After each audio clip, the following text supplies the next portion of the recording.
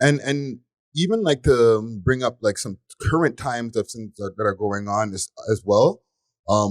Recently, the Pope, right? He was in the West Coast at first. He just touched down in Quebec. I'm sure he's going to be popping up over here in Ontario at some point.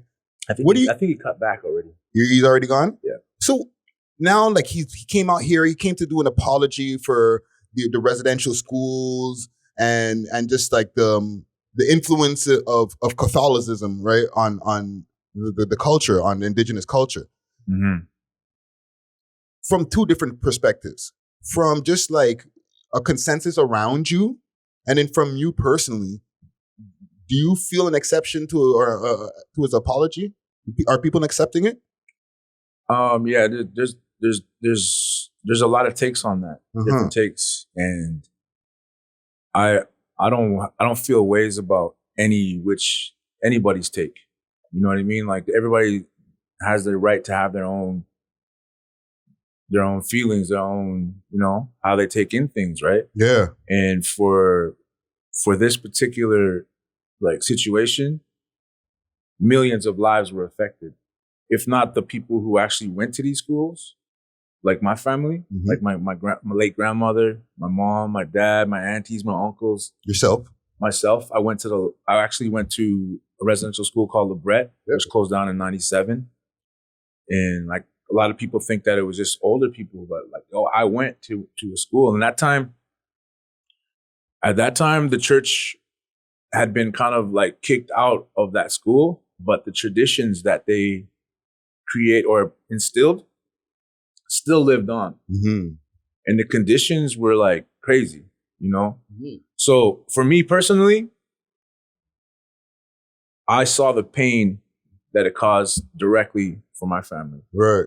And I saw how it left us all like wilted, like flowers, bro. Like, we were very depressed, very no confidence, low self-esteem. I didn't think I could do it. I didn't think I was worth. I didn't think I could go out there and get it. I didn't think I was. I didn't think I deserved to be happy. I thought that my lane would be just to, drink, wild out, go to jail, because like a lot of people that I've seen around me, that's what's happening. I lost a lot of homies. People are locked up, lost homies to the streets, to alcoholism, family to alcoholism. And I used to see my cookum, that means grandmother in my language. I used to see her cry every day, bro. And it was wild because she used to pray to God every day. And it was almost like she was brainwashed, right, to think that, she was taken care of by this. And I know I'm getting deep on a lot of No, I want you to get deep on this, bro. You know what I mean? We pod in here today, fam. Like, exactly. This is not these, in and out. Hey, what you up to? What's the next single? No. I want to get some conversation going. Yeah. So, just having that very personal, like, I'd always wonder why is she crying every time? Like, she would call me into the room, rub her feet, and then she would start crying, like, when I was, and then she would pray. Mm-hmm. And then I would have other family members who would be like, I don't want to go to church. I'm going to go to the sweat lodge. I'm going to go see my elders. Yeah. I'm going to get connected with the land. I don't have to go into a building to pray for somebody. Mm-hmm. You know what I mean? So I had these different things going on, but the things that affected me most was my grandmother, and she passed away. I was actually locked up when she passed away, and I didn't realize how much it affected me until later on in life. And I kind of started putting things together like, oh, I remember her telling me fucked up stories about school. My grandmother, Irene Favel, who passed away, if you look her up on YouTube, you'll see a CBC interview where she talks about being a young girl in a residential school, helping out in the kitchen, right? Mm-hmm. So there's a lot of, I don't want to get too deep, but there's these situations where they kind of pitted us against each other in these schools. Mm-hmm. And the ones who listened, the ones who behaved, and the ones who like followed the rules were let into places like the kitchen. you know, where they're able to help the nuns cook. Yeah. And like, you know what I mean? But the fucked up thing is that she, like my cookum too, she would help cook all these delicious meals for the staff, you know, all these like silver platters and shit. And the kids wouldn't get that.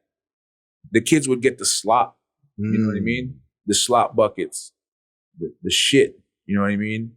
And all these stories coming back to me. And Irene Favell, my late cookum, that's actually her cousin. Rest in peace. She has this horrible story about her working in the kitchen and knowing that this like young ass girl, like 7, 8 years old, got pregnant, bro, from one of the priests.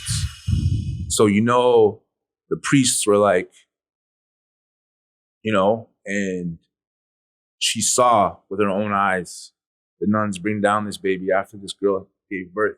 Wow. And like put her in like nice clothes and stuff. And they threw this baby into the infirmary or whatever you call it, the fire. Yeah, the incinerator. And that's wild. It's on YouTube, man. You can look it up. It was very difficult for me to process that before, but now I can like, you know, speak about it a little bit and like, share that story with people because a lot of people don't know this shit, bro. And like, she talks about hearing the last sounds from that baby.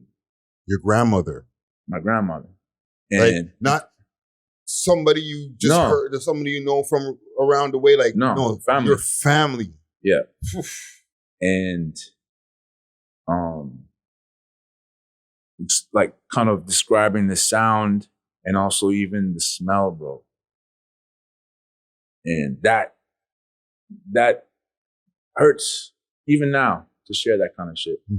But it has to be because like everybody's under this cloak that like we're in this like, you know, Canada's a nice place, you know, like, man,